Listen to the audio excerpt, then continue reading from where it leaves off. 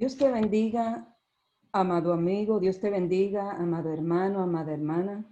Esta que les habla, su hermana Ana Ríos les saluda en nombre de nuestro amado Señor Jesucristo. Antes de comenzar con el capítulo 9 del libro de Daniel, quiero compartir una hermosa porción bíblica que por días ha estado en mi corazón y se encuentra en el Salmo 119, del verso 97 hasta el 104, dice: oh, cuánto amo yo tu ley. Todo el día es ella mi meditación. Me has hecho más sabio que mis enemigos con tus mandamientos, porque siempre están conmigo. Más que todos mis enseñadores he entendido, porque tus testimonios son mi meditación. Más que a los viejos he entendido, porque he guardado tus mandamientos.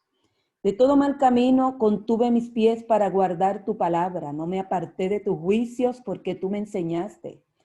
Cuán dulces son a mi paladar tus palabras, más que la miel a mi boca. De tus mandamientos he adquirido inteligencia, por tanto, he aborrecido todo camino de mentira. Y este salmo habla de la excelencia de la palabra de Dios.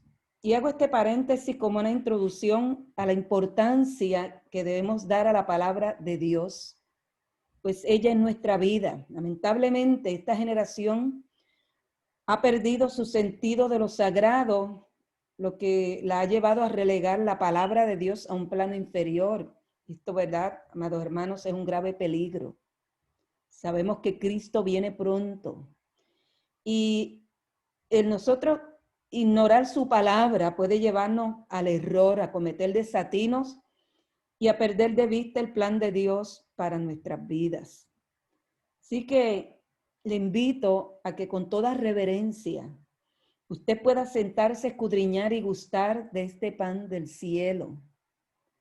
No sea víctima de este espíritu de apostasía. Si usted conoce la palabra de Dios, será libre, pues Jesús dijo: conoceréis la verdad y seréis libres. ¿Libres de qué? Libres del error, libres de la ignorancia, libres de la esclavitud. Tendremos seguridad cuando nosotros meditamos, como dice el salmista en esta palabra, de día y de noche. Pues este es el principal propósito de la palabra de Dios: impartir paz, seguridad, impartir aliento en medio del caos que impera en nuestra sociedad. Por lo tanto, entiendo, sé que es un privilegio que nosotros podamos sentarnos con una Biblia en la mano y comenzar a escudriñar, a estudiar la palabra. Así que le invito a saborear este pan del cielo y estudiar este libro de Daniel, que es para nuestro tiempo. Y que lo hagamos con reverencia y con amor a la palabra de Dios. Comienza este capítulo 9 del libro de Daniel de una manera impresionante. Vamos a estar aquí estudiando, leyendo, ¿verdad? Y estudiando sobre esta revelación tan espectacular. Y especialmente este capítulo 9, que es uno de los recuentos más impresionantes de las Sagradas Escrituras, pues es una manifestación de la omnisciencia del Altísimo Dios, donde el Señor nos hace saber a nosotros, sus hijos, porque como hemos dicho anteriormente, esta palabra es para los hijos de Dios. El mundo no entiende, el mundo no conoce, el mundo no lee la Biblia. El que no tiene a Dios no le interesa leer la Biblia. Por eso es que este mensaje es para los hijos de Dios, para los que hemos nacido de nuevo, aquellos que hemos creído a la verdad. Y vamos a ver, ¿verdad?, cómo se manifiesta, se hace patente esta omnisciencia de Dios, porque Se presenta aquí un plan delineado y en acción a través de las edades. Dios es omnisciente, Dios es omnipotente, Dios es omnipresente y Él conoce el futuro. Nosotros estamos circunscritos a espacio y tiempo. Dios no, Dios ve todo, contempla todo como el todo de una parte. Entonces, vamos a ver que el amor de Daniel por su pueblo, su humillación ante el Dios de sus padres, movió el trono de Dios y le plació a Dios compartir su secreto con este humilde siervo, quien lo haría saber a su pueblo. O sea, Dios siguió tratando con aquel pequeño remanente que, como dijimos, fue llevado cautivo a Babilonia. Casi casi todas las personas, ¿verdad?, de este pequeño remanente eran las personas más encumbradas del pueblo, la nobleza, sacerdotes, eran los intelectuales del pueblo. Pero este joven manifiesta un espíritu de humildad y comienza a inquirir ante el trono. Pues parecía que todo se había detenido, habían pasado ya casi 70 años, como había sido predicho a través del profeta Jeremías, en el capítulo 25 de Jeremías, de que el pueblo iba a estar cautivo 70 años allá en Babilonia, luego Dios los haría volver a su tierra. Y ya estaban casi al final estos 70 años, y Daniel había sido testigo de grandes cambios políticos que habían tomado lugar. Babilonia había sido invadida por los medopersas y Persia, tal como le había sido mostrado al profeta en una de las visiones, se proyectaba como el poder dominante. Y este pequeño remanente, Dios había servido de roca protectora. Aún así, el corazón de aquel pueblo, de aquel grupito que fue llevado, quizás podríamos calcular algunas 15,000, 20,000 personas, no se mantuvo perfecto. El pueblo se inclinó al mal, desobedeciendo y quebrantando la palabra divina, la palabra que le había sido dada al pueblo. Y fue durante ese tiempo, ¿verdad?, que se formuló el Zohar. Ese es el libro de la cábala judía, misticismo judaico al cual tanto se están adhiriendo en esta época en que vivimos los judíos. Y tanto se adhirieron los judíos europeos. Polonia estaba erigida en una de las escuelas más grandes del cabalismo. El cabalismo, quizás más adelante, si Dios nos lo permite, vamos a traer un estudio sobre esta ciencia oculta que ha hecho tropezar al pueblo de Dios, que está haciendo tropezar al pueblo de Dios en esta hora. Entonces, vamos a darnos cuenta que los libros de Esdras, Nehemías, Ageo, Zacarías y Malaquías nos presentan un cuadro de la condición de este remanente. Si usted lee estos libros, usted va a entender la condición espiritual de este remanente que regresó de su cautiverio en Babilonia. Pero Dios es fiel. Y Dios siempre ha permanecido fiel a su palabra y a su pacto, porque este era el pueblo del pacto. Dios había hecho un pacto, un juramento a Abraham, a Isaac y a Jacob. Comienza el capítulo 9 diciendo: en el año primero de Darío, hijo de Asuero, de la nación de los Medos, el cual fue puesto por rey sobre el reino de los caldeos.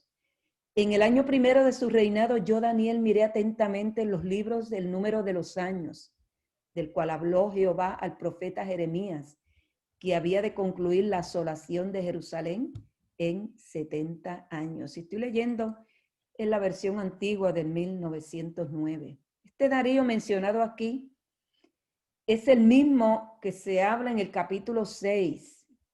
Es la fecha aproximada del año 538 antes de Cristo. Había una preocupación en Daniel. Daniel fue un hombre que dedicó su vida desde su juventud a Dios, amaba a su pueblo, amaba aquella ciudad, amaba el templo. Y todo esto cargó su corazón con preocupación porque la ciudad, Jerusalén, estaba desolada, el templo estaba casi en ruinas. Y había un profundo dolor en el corazón de Daniel, una profunda tristeza le invadía al ver la condición de su pueblo, el pueblo de la promesa. Y esto lo llevó a inquirir no solo en los libros, sino también ante el Dios del cielo.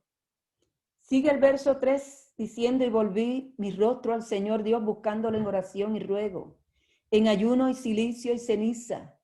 Y oré a Jehová mi Dios y confesé y dije, ahora Señor, Dios grande, digno de ser temido, que guardas el pacto y la misericordia con los que te aman y guardan tus mandamientos. Hemos pecado, hemos hecho iniquidad, hemos obrado impíamente y hemos sido rebeldes y nos hemos apartado de tus mandamientos y de tus juicios. Como dijimos, esta inquietud estaba en el corazón de este hombre que ya estaba entrando en su edad anciana. Es la misma inquietud que sentimos los hijos de Dios en este tiempo por las cosas que estamos contemplando. Y nos tornamos a Dios y a su palabra en oración y ayuno. Es la única manera que nosotros podemos hallar el oportuno socorro, porque la palabra de Dios dice que Dios habita con el quebrantado y humilde de corazón. Y Dios socorre, ¿verdad?, a los que con humildad se allegan a Él, porque Dios resiste al soberbio, dice la palabra. Quiere decir que la oración y el ayuno es una muestra de que nuestro corazón está deseoso, de que está contristado, de que queremos tener acceso al trono, porque necesitamos una respuesta. Y esta oración tan espectacular, porque es una oración única. Yo creo que después de la oración que hizo Jesús, que nos habla el capítulo 17 del Evangelio según San Juan, después de esta oración que es tan espectacular, quizás esta sea la segunda oración que sale de un corazón contrito, humillado, en un intento de llegar al trono y alcanzar la gracia de Dios. Y vamos a ver que esta oración es una indicación de que si nos tornamos a Dios contritos y humillados, Dios nos va a revelar sus planes. Como dijo el salmista, que a los que le temen, Él le hará conocer su pacto, sus designios, para que nosotros podamos tener la seguridad de que Él obra dentro de un plan perfecto.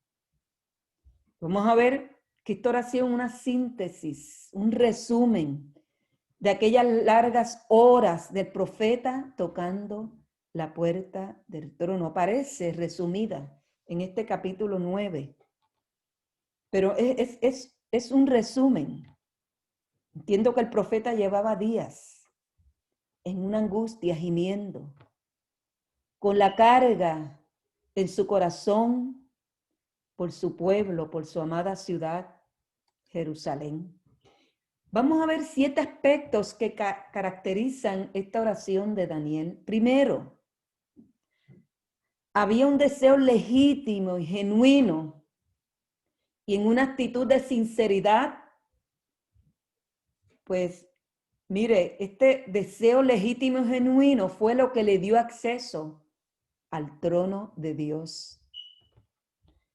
Y quise tocar, ¿verdad?, estos aspectos, porque nosotros estamos viviendo una hora de mucha turbulencia social, espiritual, física, concerniente a nuestra salud. Bendito Dios, estamos en días proféticos y nuestras actitudes Nuestras oraciones son importantes en esta hora. Pueden, mire, un creyente que se tira de rodillas afecta el mundo espiritual. Entonces Dios nos llama a interceder por los gobiernos, por las autoridades. Quiere decir que nuestra oración puede hacer la diferencia en un país. Nuestra oración puede hacer la diferencia en nuestra familia, en nuestra ciudad donde nosotros vivimos, en nuestra iglesia. Y el llamado del Espíritu Santo en esta hora es que como Daniel nos tornemos de corazón, con sinceridad, nos tornemos a Dios. ¿Quién sabe, como dijo el profeta Joel? ¿Quién sabe si Dios tenga misericordia?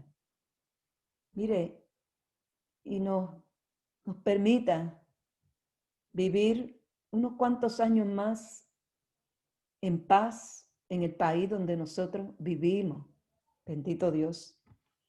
Dios puede detener el avance de esta obra de iniquidad que se cierne sobre nuestras ciudades, sobre esta generación.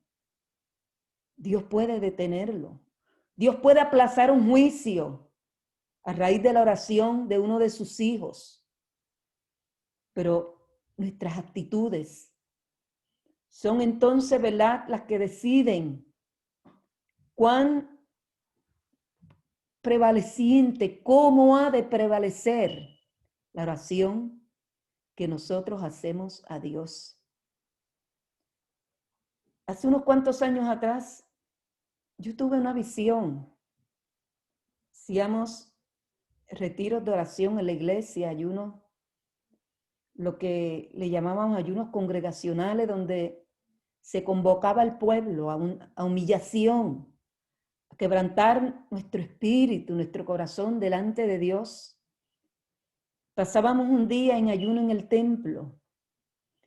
Recuerdo ese día como de costumbre, generalmente llegábamos de 5 a 6 de la mañana. Llegábamos al templo. Y a mí siempre me ha gustado orar en el altar del templo, porque entiendo que es el lugar que Dios designó donde nosotros vamos a sacrificar y también donde vamos a llevarle nuestras peticiones y nuestras quejas. Yo entiendo que es en el altar. Y allí de rodillas, pues mire, los afanes, el cansancio, el acostarse tarde, me quedé dormida. Y ahí entre dormida y despierta, luchando para que el sueño no me venciera,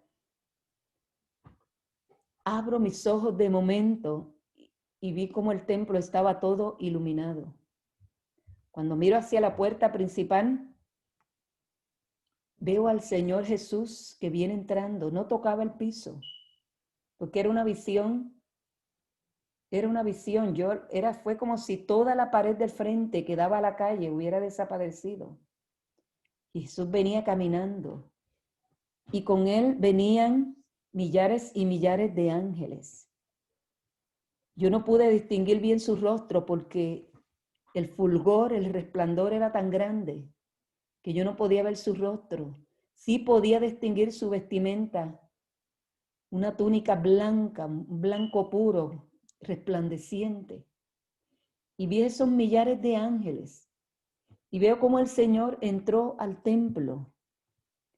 Y casi todos los hermanos estaban en la misma actitud que yo estaba, semidormidos, soñolientos, meditando. Bendito Dios. Y veo que Jesús entra y comienza a mover a los hermanos y decía, pero con mucha autoridad, con una palabra firme, así no se ora.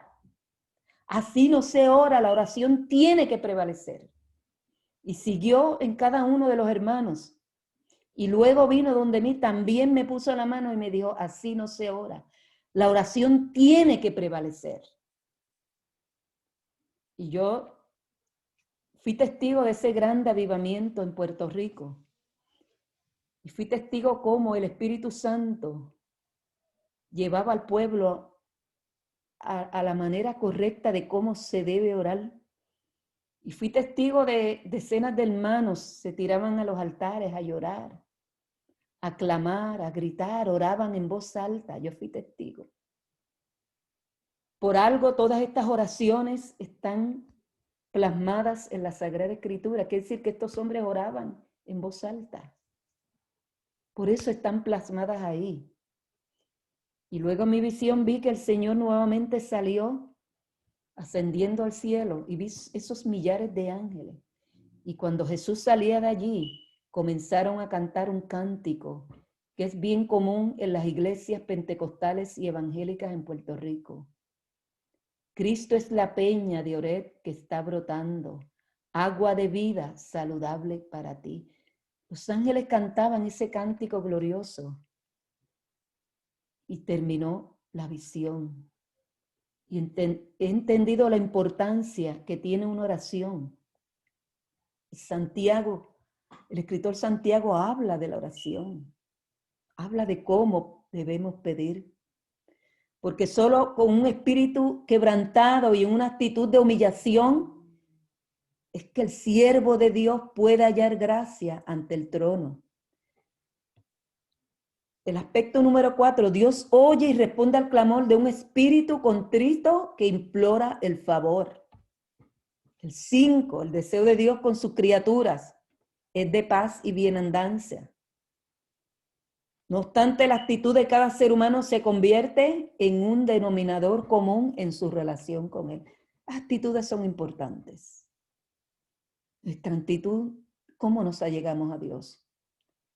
La actitud de Ana fue bien importante para Dios y llevó a que su petición fuese contestada. Así cuando observamos y vemos lo importante que son las actitudes, podemos entender entonces la manera en que nuestra oración puede prevalecer o se queda entonces, ¿verdad?, sin efecto. Lea el libro de Malaquías para que pueda entender, ¿verdad?, lo importante que son las actitudes para Dios. Verso 6, no hemos obedecido a tus siervos los profetas, que en tu nombre hablaron a nuestros reyes y a nuestros príncipes, a nuestros padres y a todo el pueblo de la tierra. Tuya es, Señor, la justicia y nuestra la confusión de rostro. Como el día de hoy, a todo hombre de Judá y a los moradores de Jerusalén y a todo Israel, a los de cerca y a los de lejos en todas las tierras, a donde los has echado a causa de su rebelión, que contra ti se rebelaron. Oh Jehová, nuestra la confusión de rostro, de nuestros reyes, de nuestros príncipes, de nuestros padres, porque contra ti pecamos. Vamos a ver entonces que el deseo enternecido de este anciano profeta lo llevó a humillarse, a postrarse al Dios de sus padres. Esta es una oración de confesión. Si usted lee detenidamente esta oración, va a entender que es una oración de confesión donde se apela la misericordia y se reconoce la justicia del Dios del cielo. Entonces, a Dios le plació saber su secreto a este profeta sobre el futuro y fin que depararía su nación y por ende a la raza humana. Entonces vamos a ver cómo aquí Daniel ha de fungir como un representante de la raza humana, porque la revelación que se le hace a Daniel no concierne solamente al pueblo de Israel, al pueblo de Daniel, concierne a toda la raza humana, que en su mayoría está caída y lejos de Dios. Entonces a Daniel le es revelado un plan, el plan de Dios con su pueblo, con la humanidad, como una respuesta a su incesante clamor y a su ardiente deseo de conocer los planes de Dios, planes con su pueblo escogido, que como dijimos, afectarán también a la humanidad en general. Y vamos a ver cómo este plan que se les revela a Daniel, este plan con la humanidad, se va a desarrollar en base a 3 aspectos. Primero, la gracia y misericordia de Dios, pues por su infidelidad y rebelión, cada ser humano queda descalificado de tener acceso al trono. Recuerde que todo lo que nosotros recibimos de Dios es por su gracia, por su misericordia. Lo que Israel recibió de parte de Dios, lo que recibió en este momento Daniel fue por la gracia y misericordia de Dios. Nosotros fallamos continuamente. Nosotros somos infieles. Nos rebelamos a la palabra de Dios. Entonces quedamos descalificados. Quiere decir que es por la gracia y misericordia de Dios. Número 2, por las promesas hechas a Abraham. Pues Dios, no pudiendo jurar por otro mayor, juró por sí mismo que en Abraham serían benditas todas las familias de la tierra. Lea con detenimiento el capítulo 12, 18, 22, 26 y 28 de Génesis. O sea, la gracia extendida a este pueblo de Israel, en este caso este remanente, no era porque el pueblo fuera merecedor, sino porque Dios había hecho unas promesas y su palabra estaba comprometida. Y el tercer aspecto, un sacrificio perfecto y eterno a través del cual la raza humana tendría representación en el trono. Entonces, Cristo se hizo hombre y por su obediencia y perfección nosotros tenemos representación en el trono y acceso directo al Dios Santo. Es la única manera. No es por obras, no es por ningún hombre aquí en la tierra, no es por Mahoma, no es por, mire, por ningún ser humano aquí en la tierra, ni por ninguna religión. Tenemos acceso a Dios, a su trono, a través del sacrificio perfecto de Cristo. Por eso fue que Cristo dijo, yo soy el camino, la verdad y la vida. Nadie va al Padre si no es por mí. Sigue el verso 9, de Jehová nuestro Dios es el tener misericordia y el perdonar, aunque contra él nos hemos rebelado. Y no obedecimos a la voz de Jehová nuestro Dios para andar en sus leyes, las cuales puso él delante de nosotros por mano de sus siervos, los profetas.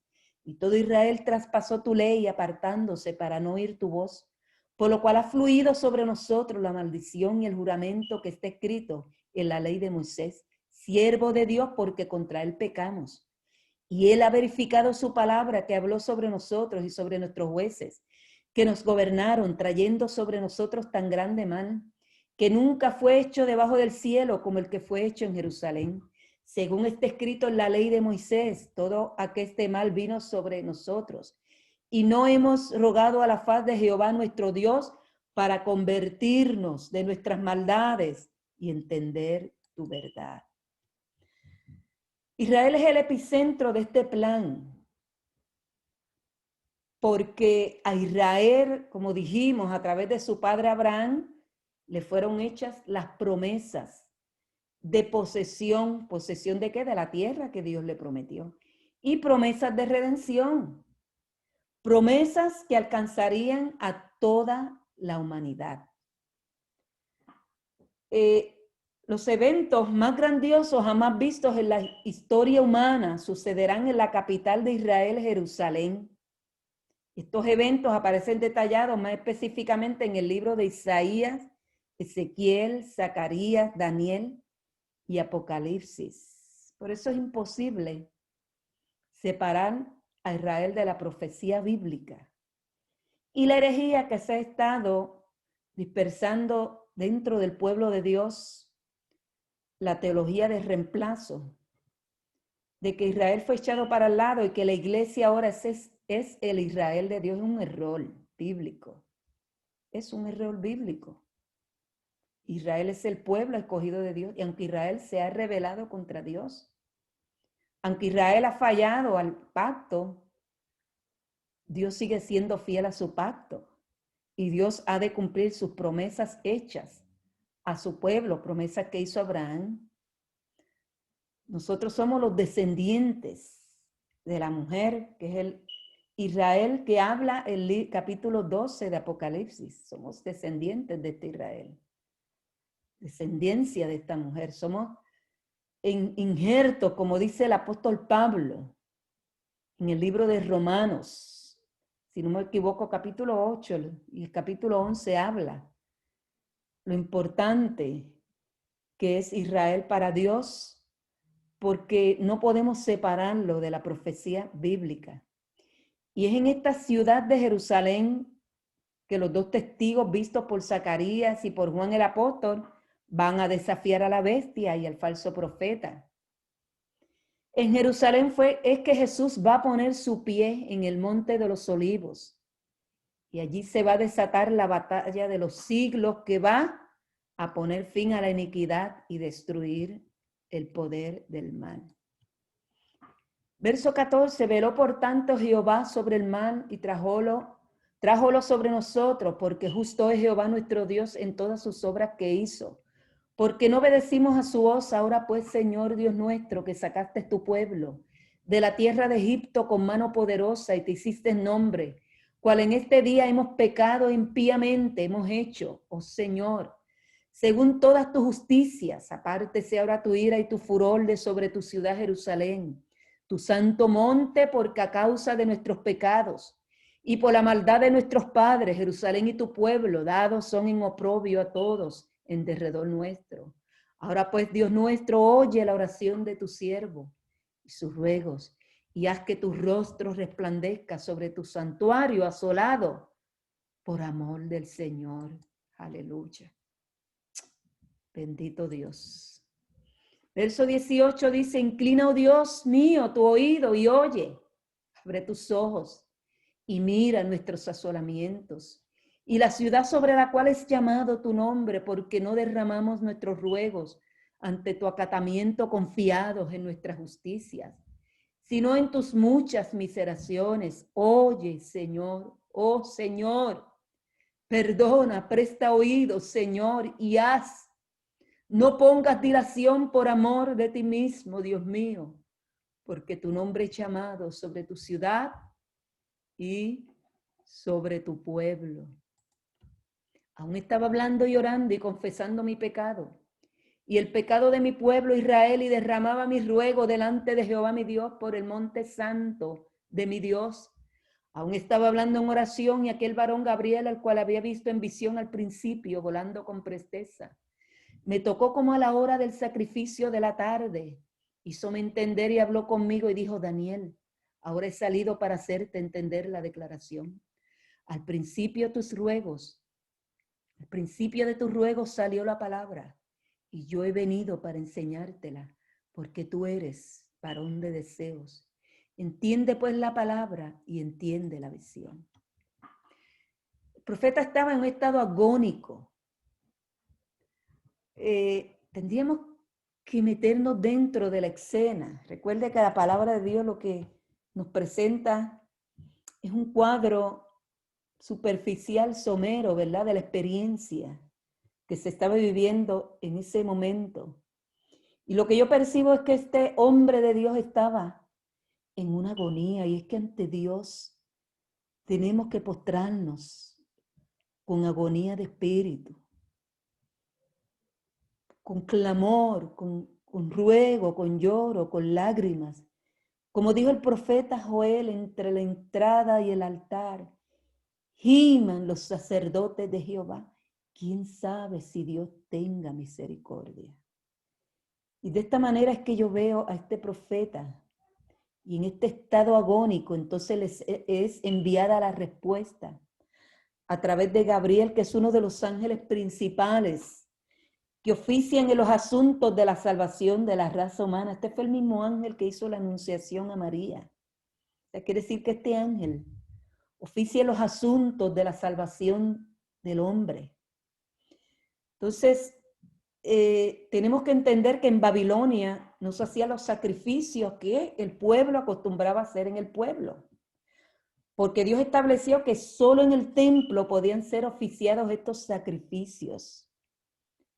ellos, lo único que podía hacer el pueblo era congregarse, como lo hicieron durante toda la diáspora, después que fue destruido el templo, tercer templo, o el templo, ¿verdad?, edificado por Herodes. El pueblo fue destruido por Tito, general Tito, y el pueblo se dispersó.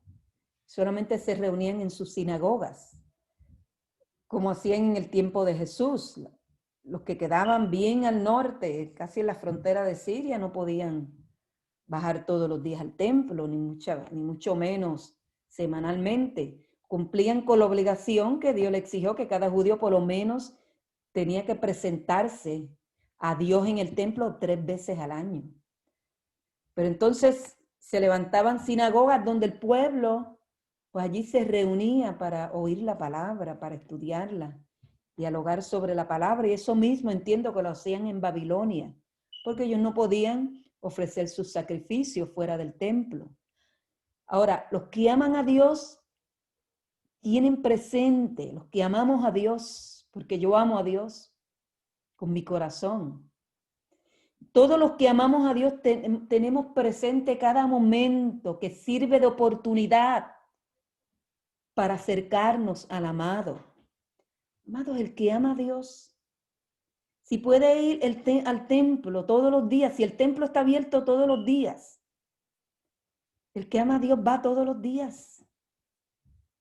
Estoy hablando porque esto es una realidad. Preocupante cómo se han cerrado iglesias con el problema del COVID. Mire, bendito Dios, no, con razón Jesús dijo que el que quiera salvar su vida la perderá y el que la perdiere por causa de mí la hallará. No tenemos que temer a lo que mata el cuerpo, vamos a tenerle temor a aquel que tiene el poder, la autoridad de echar el alma en el infierno. Preocupante cómo las personas no buscan oportunidades para acercarse al templo, sino que buscan oportunidades para no ir al templo. Eso no es amor. No es amor, bendito Dios. Cuando amamos a Dios tenemos presente cada momento. Que yo pueda acercarme y estar allí en la presencia de mi Dios. Y el templo es el lugar designado por Dios para el encuentro entre Dios y el hombre. Ese es el propósito del templo. Misterio del templo. Es el lugar de encuentro entre Dios y el ser humano. Yo oro en mi casa. Yo he ayunado en mi casa. Y he pasado agradables momentos en mi casa delante de la presencia de Dios. Pero el lugar favorito de Dios es el templo. Entonces vamos a ver que los judíos piadosos de Babilonia tenían presente la hora que se debía oficiar los sacrificios en el templo, que generalmente eran 2 veces al día. Y fue en esta hora del sacrificio que llegó la respuesta al clamor del hombre de Dios. Hacían unos sacrificios matutinos en la mañana y vespertinos. Y ellos llevaban cuenta de estos sacrificios matutinos y vespertinos. Con evocación y esperanza se inclinaban con un angustioso clamor penitente, esperando que sus oraciones tomaran lugar. El lugar de aquel sacrificio que solo podía ser ofrecido en el templo y que ya no estaba. Ellos no podían acercarse al templo. Pero ellos esperaban que sus oraciones subieran con olor fragante a la presencia del Altísimo. Entonces el ángel le hace saber a Daniel que él es muy amado. Qué hermosa expresión. Saber que somos amados por Dios. Somos cada uno de nosotros, aquellos que día a día tocamos las puertas del cielo, a través de nuestros ruegos y oraciones también. Somos amados. Y Daniel era muy amado porque su corazón palpitaba al ritmo del corazón de Dios. Eso es lo que Dios busca de nosotros. Ser uno con nosotros. Como oró Jesús en el capítulo 17 de Juan. Que sean uno como tú y yo somos uno. Y ese es el anhelo de Dios. Por eso es que nuestro corazón tiene que latir al ritmo del corazón de Dios. Y que salga esa exclamación, que sea hecha tu voluntad aquí en la tierra, Señor, no la de nosotros.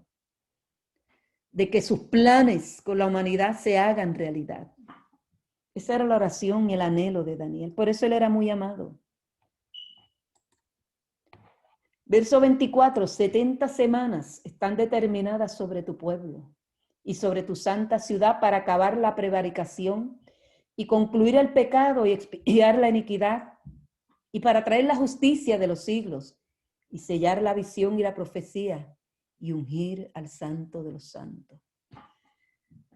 Este es el plan que le fue presentado a Daniel. Este plan había sido estructurado dentro de un esquema de tiempo que llamaríamos dispensación. Muchos no están de acuerdo, ¿verdad?, con esta posición. Usted es libre para pensar. Amén. Dios nos dio libre albedrío. Pero yo entiendo de la manera que se le presenta a Daniel que es una dispensación. Si usted busca el significado de la palabra dispensación en el diccionario de la Real Academia Española, dice que es un privilegio, excepción de gracia, o graciosa, ¿verdad? De gracia, del ordenado por las leyes generales. ¿Qué era lo que ordenaba la ley de Dios?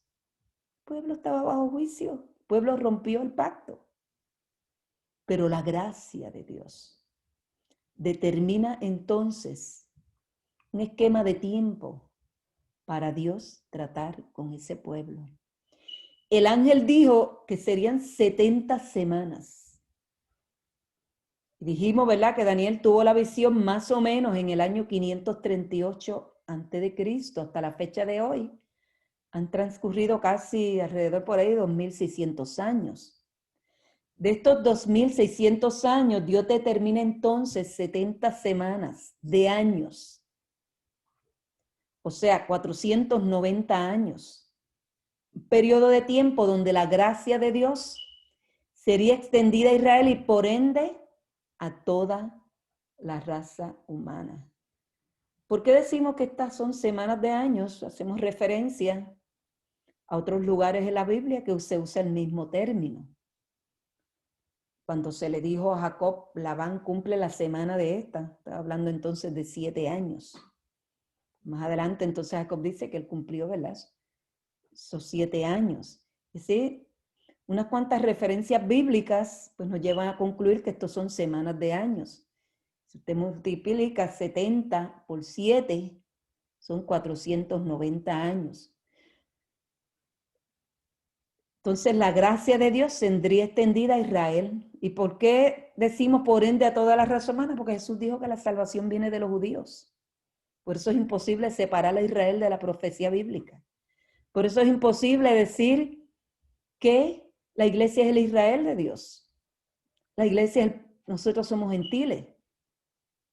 Y aunque en la iglesia hay tantos judíos como gentiles, pero los gentiles no somos parte, ¿verdad?, de esos juramentos que Dios hizo a Abraham, que Dios hizo a Israel. Entonces, por eso que Jesús dijo en Juan 4:22, vosotros adoráis lo que no sabéis, nosotros adoramos lo que sabemos, porque la salvación viene de los judíos. Eso lo dijo Jesús. Eso es doctrina. Amén. Ahora, vamos a ver que Dios trabajaría con Israel durante este periodo en 6 aspectos, a través de los cuales sería beneficiada también toda la humanidad, como dijimos, conforme a la promesa hecha a Abraham de que en él serían benditas todas las familias de la tierra. Primero, el primero sería acabar con la prevaricación. Dijimos que la palabra prevaricación, según el diccionario de la Real Academia, es delito consistente en que una autoridad, un juez o un funcionario dicta sabiendas una resolución injusta. O sea, que aquí está hablando de acabar con estas leyes. Recuerde que estos gobiernos, los jueces, componen una autoridad. Lo que un gobierno dictamine para un pueblo, mire, eso es ley, es una autoridad. Te busca la historia. Uno de los mandatarios de Haití, por ahí, creo que fue para el siglo XVIII, XIX, por ahí, para los 1800. Él hizo un pacto con el príncipe de las tinieblas que le cedería la tierra de Haití, ¿verdad? Y le pidió cosas a cambio, poder, riqueza, y le ofreció esa tierra. Pues mira, eso es una ley. Entonces, es en este periodo que Jesús entonces va a quebrantar ese pacto que todavía no ha sido quebrantado de este pueblo que ha sufrido mucho. Nuestros hermanos haitianos sufren mucho en su tierra. Están bajo esa maldición, bajo ese pacto que hizo este gobernante. Entonces va a llegar el momento en que estas leyes van a ser quebrantadas. Se va a acabar con la prevaricación. Leyes que en un acto de rebelión han sido impuestas por los gobiernos, tales como el aborto, matrimonios del mismo sexo. Todo esto va a ser abolido. Esto incluye Israel, donde se reconoce el matrimonio entre parejas del mismo sexo y se practican alrededor de 40,000 abortos al año, según el periódico Haaretz, el 22 de mayo del 2019. En Israel, el supuesto pueblo de Dios, el pueblo de la promesa, practica la matanza de los infantes. El número 2, concluir con el pecado. Una de las definiciones del diccionario RAE para concluir es ganarle la espada al contrario por el puño o guarnición, de suerte que no pueda usarla. Entonces hay una raíz etimológica hebrea bien antigua para la palabra pecado, que es puerta. Quiere decir que en este periodo de gracia, en esta dispensación, estos 490 años que Dios determinó de trato, Dios entonces iba a hacer provisión para que el ser humano pueda subyugar el pecado generado en su naturaleza, en la naturaleza humana. Lea el capítulo 7 de Romanos y va a entender, ¿verdad?, de lo que habla aquí el apóstol Pablo. Este pecado que nos doblega, que está dentro de nosotros. Pablo dijo, miserable hombre de mí, ¿quién me librará de esta condición de pecado? ¿Por qué cargamos con esa naturaleza corrompida de pecado? Es a raíz de la puerta abierta por Adán y Eva, que afectaron a toda su progenie. Quiere decir que en este periodo, en estas 70 semanas, entonces el pecado se va a concluir con el pecado. La número 3, expiar la iniquidad. Una raíz hebrea de iniquidad, en hebreo es jabón, hace referencia a algo que se tuerce o se dobla. Entonces tiene que ver con esta naturaleza torcida, con nuestros genes dañados de los humanos. Eso es lo que infiere, ¿verdad?, la palabra iniquidad. Por eso es que están los estatutos divinos, las ordenanzas divinas, de que no practiquemos el pecado, de que todo lo bueno, todo lo justo, todo lo santo, si hay virtud alguna, dijo el apóstol, en esto pensar, o sea, tenemos que obligar esos genes, purificarlos, enderezarlos, luchar con estas acciones contrarias a la naturaleza divina que Dios quiere infundir en el ser humano. Quiere decir entonces que este periodo de gracia Dios va a expiar la iniquidad. Y gracias al sacrificio de Cristo podemos ser libres de esa condición pecaminosa. Podemos ser dueños de nuestras acciones, eternos bajo la sangre de Cristo. Mire, el que usaba droga, no, ya no vuelve a usarla. El que mataba ya no vuelve a matar. El que estaba esclavo de los vicios, de la pornografía, pues mire, queda libre por el poder de la sangre de Cristo. Esa iniquidad ha sido expiada en la cruz del Calvario. Número 4, traer la justicia de los siglos. Nunca ningún gobierno ha podido traer justicia. Quien único va a traer la justicia Es el príncipe de paz que es Jesús. Número 5, sellar la visión y la profecía. O sea, cumplir todas las palabras dichas y profetizadas por los siervos y los profetas. Jesús dijo que el cielo y la tierra pasarían, pero que su palabra. Jesús dijo que ni una jota ni una tilde pasaría de la ley. Y dijo que su palabra no pasaría. O sea, todas las profecías van a tener su cumplimiento. Gran parte de las profecías predichas, profetizadas al pueblo de Israel, mire, profecías del Antiguo Testamento no se han cumplido. Yo creo que como el 90% no se han cumplido todavía. Israel no ha visto la promesa, pero la va a ver, porque Dios va a cumplir su palabra, sellar la visión. Y esto sellaría también y daría fin al ministerio profético, como está escrito en la palabra. Número 6, la unción del Santo de los Santos. Cuando Moisés terminó el tabernáculo, selló la obra con el aceite de la santa unción. ¿Y qué sucedió ahí? La gloria de Jehová llenó aquel lugar, saturó el tabernáculo.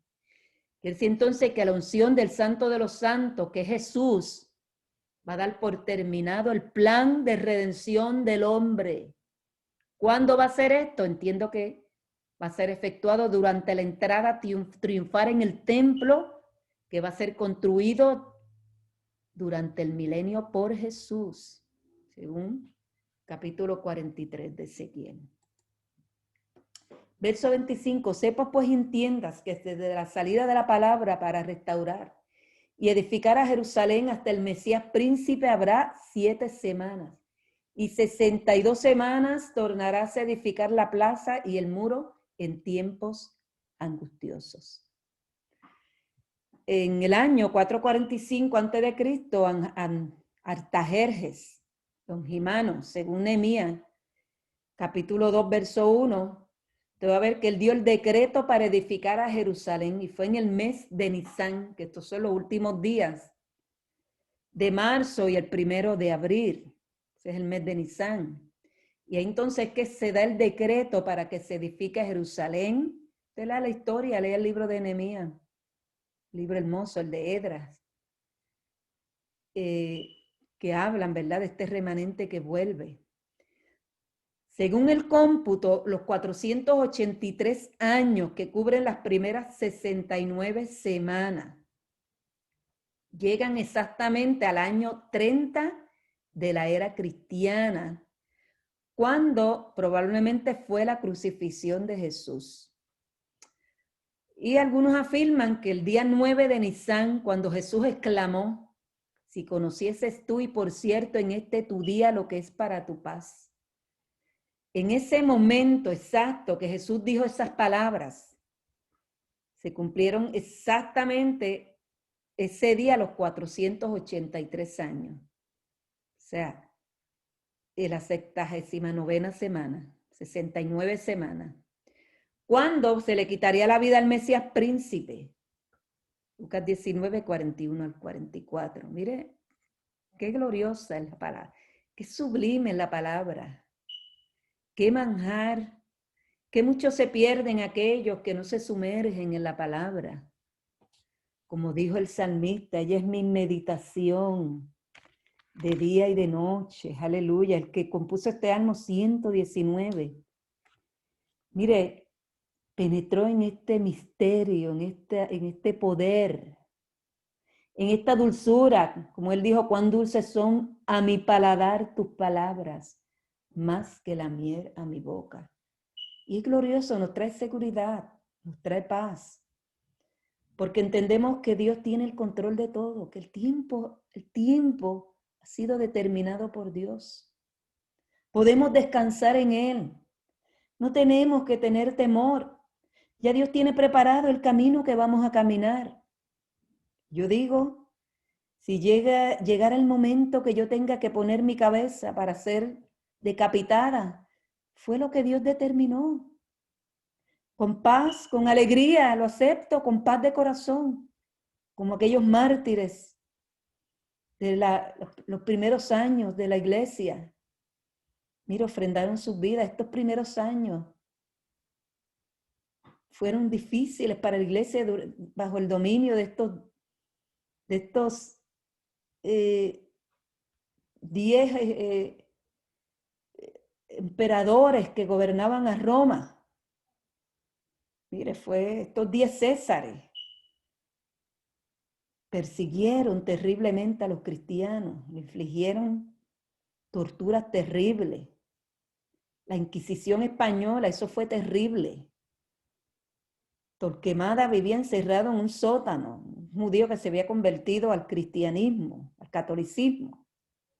Cerrado en un sótano estudiando torturas de los persas. Torturas terribles que habían sido practicadas en tiempos anteriores, ensayándolas con cada uno de estos cristianos. Torturas terribles.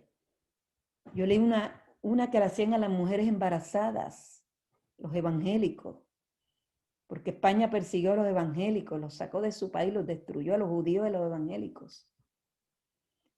Y tomaban a las mujeres embarazadas, les sacaban el niño, les rajaban la barriga y les sacaban el niño y le metían gatos vivos y las cocían. Y esa mujer moría en una angustia, en una agonía, con ese gato ahí dentro, rugiéndole y tratando de salir. Cosas terribles. Eso lo hizo Torquemada. Eso lo hizo la Inquisición de la Iglesia Católica Romana, que su sangre va a ser demandada, va a ser enjuiciada por la sangre de los mártires. Pues mire, ser cristiano, de una manera o de otra, se es un mártir. De una manera o de otra. Que quizás no estemos siendo torturados como están siendo torturados nuestros hermanos musulmanes. En estos países musulmanos, nuestros hermanos cristianos, ex musulmanes, porque ya no lo son, en estos países musulmanes, están siendo torturados, bendito Dios. Entonces, el libro de Nehemías da, ¿verdad?, esta descripción de las angustiosas circunstancias que fue reconstruido el muro de la ciudad. Y después de las 62 semanas se quitará la vida al Mesías, y no por sí, y el pueblo de un príncipe que ha de venir destruirá la ciudad y el santuario. Con inundación será el fin de ella, y hasta el fin de la guerra será talada con asolamiento. El pueblo de un príncipe que ha de venir. ¿Quién es este pueblo? Este es Roma. Hace referencia a Roma. ¿Quién es este príncipe? El anticristo. El general Tito, hijo de Vespasiano, en el año 70 de la era cristiana, destruyó la ciudad y el templo. Pero si seguimos leyendo más adelante, vamos a ver que no está haciendo referencia al general Tito. Está haciendo referencia al anticristo que saldrá de los vestigios de este último imperio romano, lo que se conoce como la civilización occidental. Verso 27, en otra semana confirmará el pacto a muchos, y a la mitad de la semana hará cesar el sacrificio y la ofrenda. Después, con la muchedumbre de las abominaciones, cesará el desolar. Y esto hasta una entera consumación, y derramaráse lo ya determinado sobre el pueblo asolado. Está hablando de la última semana, de la 70ª semana. Esta última semana, la semana 70, es igual a las semanas anteriores, una semana de años, o sea, 7 años. Entonces, estos 7 años comprenden los últimos años del dominio gentil sobre la tierra. Esa semana Dios entonces entra nuevamente en trato, deja su trato con los gentiles, de la manera que lo está haciendo ahora. Ese es el ministerio del Espíritu Santo con el pueblo gentil, de la manera que ha estado sucediendo durante 2000 años, 2000 y algunos y tantos años.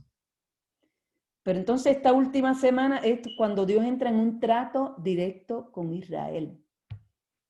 ¿Quién es el que va a confirmar el pacto con muchos? Es el anticristo, el desolador. Él va a entrar en un pacto o tratado con la nación de Israel. Este pacto o tratado va a ser quebrantado a la mitad de la semana, o sea, los 3 años y medio.